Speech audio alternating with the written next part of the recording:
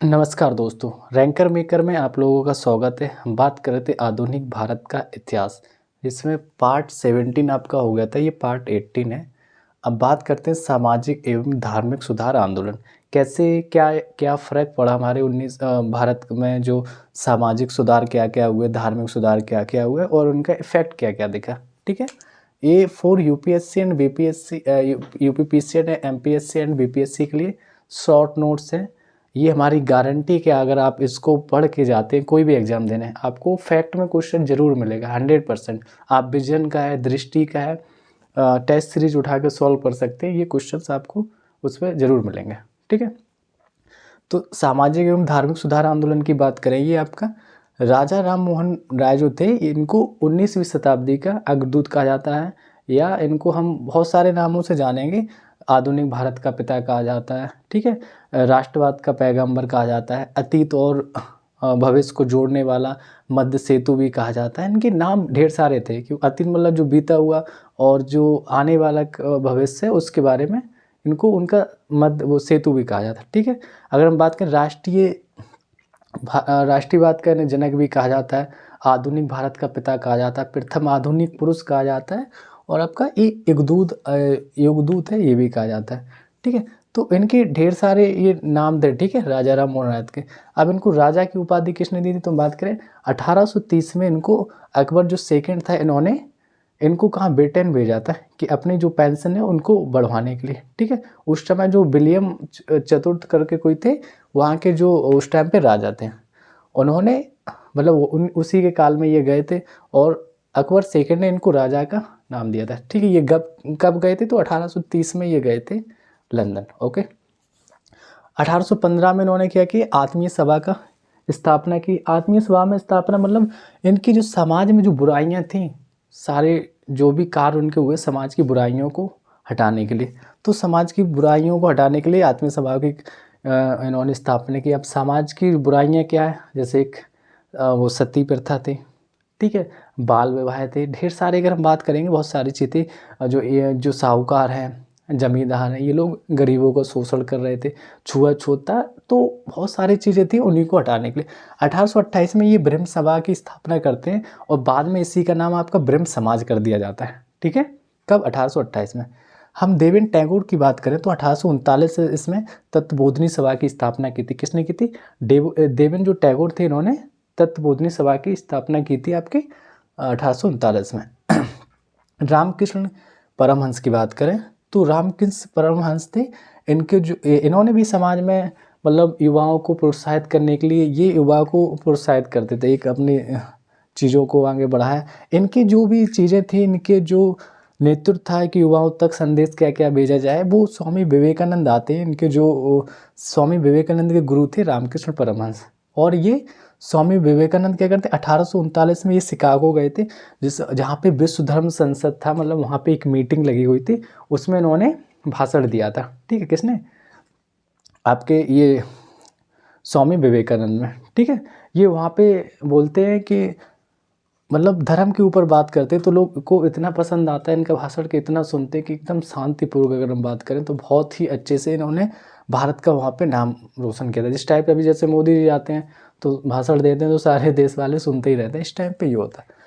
इन्होंने क्या किया, स्वामी विवेकानंद ने ये रामकृष्ण मिशन की स्थापना की। रामकृष्ण मिशन क्या थी, रामकृष्ण परमहंस के विचारों को आगे बढ़ाना था, और ये इसकी स्थापना करते हैं 1897 में, और इसका मुख्यालय जो लाहौर में, सॉरी, इसका जो मुख्यालय वो कलकत्ता के बेलूर में स्थापित करते हैं। काम क्या था, इन्हीं के विचारों को का प्रचार प्रसार करना था कि लोगों तक चीज़ें पहुंचाई जाए। आदर्श इनके जो थे वो वेदांत के सिद्धांत, ठीक है। वेदांत के सिद्धांत मतलब इनकी जो भी विचार थे उनको एक पुस्तक थी वेदांत के सिद्धांत, उसमें संग्रहित कर दिए गए थे, और जिसको 1909 में पंजीकृत किया गया था, ठीक है। मूल शंकर जिनका नाम स्वामी दयानंद था, इनकी बात करें तो भारत का मार्टिन लूथर कहा जाता है मूल शंकर को, जिनको हम स्वामी दयानंद कहते हैं। इन्होंने 1860 में ये मथुरा जाते हैं, और मथुरा में स्वामी बिरजानंद थे। उनके वेदों की शुद्ध अर्थ के बारे में इन्होंने समझा कि वेदों का अर्थ क्या होता है, ये सारी चीज़ें जानी, और उसके बाद इन्होंने 1867 में पाखंड खंडनी पताका लहराई। पाखंड खंडनी पताका लहराई के मतलब इन्होंने पाखंड का विरोध किया कि जो ब्राह्मण लोग तो उस टाइम पे जो चीज़ों को मतलब बढ़ाते थे कि मंदिरों में गरीबों को एंट्री नहीं देना, ये सारी चीज़ें, तो इनकी इन्होंने विरोध किया। और अन्य भी उनकी कुछ रचनाएं थी, तो आप देख सकते हैं कि क्या क्या रचनाएं थी, तो उनको भी इन्होंने लिखी थी। 1875 में ये क्या करती, बम्बई में आर्य समाज की स्थापना करते हैं। ठीक है, 1875 में इन्होंने बम्बई में आर्य समाज की स्थापना की और 1877 में इसका मुख्यालय लाहौर में स्थापित किया जाता है। अब इसका उद्देश्य क्या था, जो बम्बई में आर्य समाज की स्थापना हुई थी, इसका भी यही उद्देश्य था कि समाज में बुराइयों को हटाना, छुआछूत का हटाना। ये सारी चीज़ मोस्टली अगर देखेंगे आपको सारी चीज़ें एक दूसरे से रिलेटेड मिलेंगी कि क्या क्या करना है इनमें और क्या क्या चीज़ें कमी है। मतलब तो मूर्ति पूजा का विरोध करना जैसे हो गया, और छुआछूत का विरोध करना, और लोगों को जो मंदिर में एंट्री नहीं दी जाती थी उसका विरोध करना कि क्यों नहीं किया जा रहा, ये सारी चीज़ें। 1892-93 में क्या हुए, आर्य समाज ये दो भागों में बढ़ जाता है। ठीक है, एक को हम बोलते हैं पाश्चात्य शिक्षा। जो पाश्चात्य शिक्षा थी उसमें आपके लाला जी थे, जिनको लाला लाजपत राय बोलते हैं, हंसराज थे। ठीक है, ये पाश्चात्य शिक्षा में थे। और पाश्चात्य शिक्षा के विरोधी कौन कौन थे, तो आपके स्वामी श्रद्धानंद, लेखराज थे और मुंशी राम थे। ठीक है, ये तीन लोग इसके विरोध थे। ये जो पाश्चात्य शिक्षा थी इसमें इन्होंने वो वैदिक एंग्लो विद्यालय की स्थापना की थी। ठीक है, तो इन्होंने किसकी की थी, वैदिक एंग्लो विद्यालय की स्थापना। और ये लोगों ने 1902 में इन्होंने गुरुकुल की स्थापना की थी। ये आर्य समाज दो भागों में बटा, एक ने वैदिक कॉलेज की स्थापना की, वैदिक एंग्लो कॉलेज के, दूसरों ने गुरुकुल जो 1909 में। ठीक है, जो पाश्चात्य शिक्षा मतलब अंग्रेजी की शिक्षा, जो पश्चिम से आई शिक्षा को मानते हैं, अंग्रेजों की शिक्षा उसको। ठीक है, और ये लोग गुरुकुल की प्रणाली को आगे बढ़ा रहे थे। हम बात करते हैं प्रार्थना समाज। तो प्रार्थना समाज 1867 में आता है और ये इसको बम्बई में इसकी स्थापना होती है। वो आचार्य केशव चंद्र सेन जी करते हैं। ठीक है, इन्होंने प्रेरणा किससे ली थी, आचार्य केशव चंद्र सेन की प्रेरणा से आत्माराम पांडुरंग इसकी स्थापना करते हैं। किसकी, प्रार्थना समाज। बहुत कन्फ्यूजिंग रहती है कि आपके आचार्य केशवानंद ने की या आत्माराम पांडुरंग ने। तो इनकी प्रेरणा लेके आत्माराम पांडुरंग ही करते हैं, किसकी, प्रार्थना समाज के 1867 में मुंबई में स्थापना करते हैं। महादेव गोविंद रनाडे आते हैं जो इससे जुड़ते हैं। वो 1869 में इससे जुड़ जाते हैं, किससे, प्रार्थना समाज से। ये काम देखिए सबके वही है, सती प्रथा का विरोध करना, छुआछूत का विरोध करना, साहूकारियों की नीति से मतलब बचना, ये सारी चीज़ें। देव समाज आता है जिसका 1886 में स्थापना होती है लाहौर में। शिव नारायण अग्निहोत्री जी इसकी करते हैं। ठीक है, फिर आता है आपका सत्यशोधक समाज जो 1867 में ज्योतिबा फूले ने अपनी पुस्तक, एक गुलामगिरी पुस्तक लिखी थी, और ये सत्यशोधक समाज की स्थापना करती है। इनका जन्म की बात करें तो 1827 में इनका जन्म हुआ था। ठीक है, फिर एक आपका आता धर्म समाज जो राजा राधाकांत देव थे। 1830 में इन्होंने बंगाल में इसकी स्थापना की थी। राधा स्वामी सत्संग आंदोलन चलाता तो 1861 में, ये आगरा में। ठीक है, अब ये किसके विरोधों में चलाता, ये राधा स्वामी सत्संग था, ये वही साहूकारों के विरोध में चलाता, जमींदारों के विरोध में चलाता। और ये आगरा में शिव दयाल साहब और स्वामी जी महाराज के नेतृत्व में चलाता। अभी भी आप अगर आगरा जाएंगे, एक दयाल बाग करके है, तो आप अगर उसमें जाएंगे, वो राधा स्वामी सत्संग ही किसी आंदोलन का भाग था। गोपाल हरि देशमुख की बात करें तो 1823 से 1892 तक इनका पूरा जीवन काल रहा था। इनको लोकहितवादी नाम से जाना जाता था।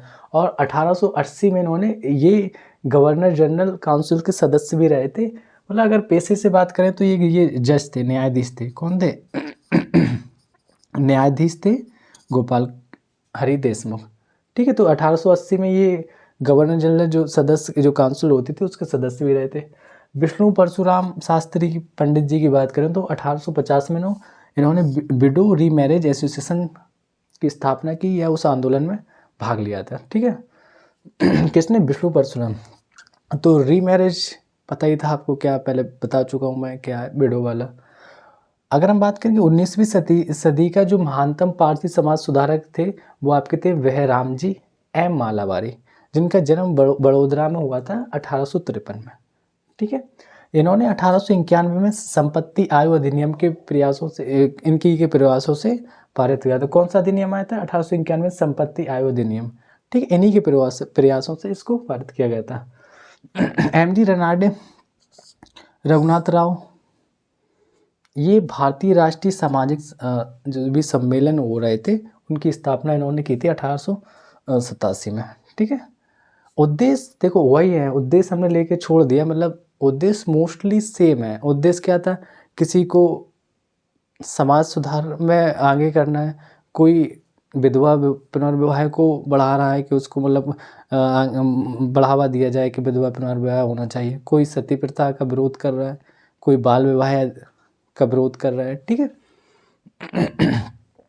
सती निषेध जो रेगुलेशन आया था वो लॉर्ड विलियम बेंटिंक के समय आया था, 1829 में इसको बनाया गया था। अब इसमें क्या होता है, केशव चंद्र सेन आते हैं तो 1872 में ये नेटिव मैरिज एक्ट लाते हैं। मतलब नेटिव मैरिज एक्ट मतलब बाल विवाह हुई है, जिसमें ये सजेशन देते हैं कि गर्ल्स की जो एज है वो 14 ईयर्स होनी चाहिए और बॉयज़ की है वो आपकी 18 ईयर्स होना चाहिए। इसी को इन्होंने ब्रह्म विवाह अधिनियम करके इसको जाना गया। अब इसी की हम अगर इस टाइम प्रेजेंट की में बात करें तो जो केशव चंद्र सेन थे वो इसी को जो शारदा एक्ट करके अभी कानून जो आया है उसमें भी सेम प्रोसेस है, यही इसी को आधार मान के उन्होंने अधिनियम बनाया है, शारदा मैरिज एक्ट। ठीक है, उसमें भी गर्ल्स की एज 14 रखी गई और बॉयज़ की 18 ईयर्स। थियोसॉफिकल सोसाइटी की बात करें तो एक रूसी महिला थी और इसमें एक आपकी अमेरिकन कैप्टन थी। ये इन लोगों ने मिलके इसको थियोसॉफिकल सोसाइटी की स्थापना की थी और एनी बेसेंट है वो इसमें काफ़ी बाद में इसके सदस्य बनती हैं। ठीक है, एनी बेसेंट बहुत ही बाद में इसकी सदस्य बनती हैं। तो ये आपका ये हो गया। रनाडे की बात करें तो रनाडे के शिष्य कौन थे? गोपाल कृष्ण गोखले थे। गोपाल कृष्ण गोखले के वो क्या बोल रहे थे, जो मतलब ये उनके गुरु थे ऐसे समझ लीजिए। तो रनाडे के शिष्य थे गोपाल कृष्ण गोखले थे, गोखले के शिष्य जो थे गांधी जी थे। ठीक है, इन्होंने क्या किया, 1905 में एक सर्वेंट्स ऑफ इंडिया सोसाइटी की स्थापना की थी। ठीक है, एक कांग्रेस का अधिवेशन होता है 21वां अधिवेशन बनारस में होता है 1905 में। इसी में इन्होंने पहली बार गोपाल कृष्ण गोखले ने इस अधिनियम को ज्वाइन किया था यहीं पे और इन्होंने इसको सर्वेंट्स ऑफ इंडिया सोसाइटी की उस टाइम में स्थापना की थी 1905 में। 1910 की बात करें तो मुकुंद राव पाटिल एवं शंकर राव जादव जी थे। इन्होंने ब्राह्मण विरोधी अधिनियम वो ब्राह्मण विरोधी गतिविधियां की थी कि टोटली ब्राह्मणों का विरोध करना चाहिए, क्योंकि ब्राह्मण ही थे। उन्होंने कहा इनको मंदिर में प्रवेश नहीं दिया जाएगा, ये छुआछूत वाले, तो उनको केवल उन्हीं का विरोध करने लगे थे। 1866 में मौलाना हुसैन अहमद जी आते हैं और ये दार उल उलूम या देवबंद की स्थापना करते हैं। ठीक है, ये उसी के सदस्य थे। कौन? मौलाना हुसैन अहमद, एक जो संस्था थी दार उल उलूम देवबंद 1866 में उसके सदस्य थे और इसकी स्थापना करते हैं। ठीक है, आई होप आपको ये सारी चीज़ें पसंद आ रही होंगी। और देखिए हम एक ही क्लास में कोशिश कर रहे हैं सारे टॉपिक एक है वो कंप्लीट हो जाए, इसलिए शॉर्ट्स है। बट आप अगर कोई भी एग्ज़ाम दे रहे हैं इसको एक बार ज़रूर देखें और फिर एनालिसिस करें इससे क्वेश्चन फंस रहे हैं कि नहीं। Thank you.